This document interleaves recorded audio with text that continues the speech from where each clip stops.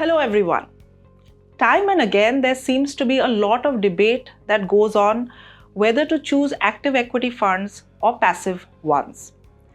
Now the argument in favor of passive equity investing stems from a few factors which include ease of understanding, ease of selection, low cost and close tracking of benchmarks. However, remember, passive funds are never designed and never will outperform their respective benchmarks. In contrast, here is a summary of how Kotak Mutual Fund's active equity funds have performed across various categories on a rolling basis. As is evident from the data presented here, most of our active funds have consistently performed well against their respective benchmarks across different time periods and across various market phases. We have been able to produce alpha across categories. This is a testimony to our disciplined investment process, prudent risk framework, and strong fundamental research-backed investing. We at Kotak Mutual Fund will continue investing with the same discipline backed by our rigorous research even going forward. So stay safe, stay invested. Thank you.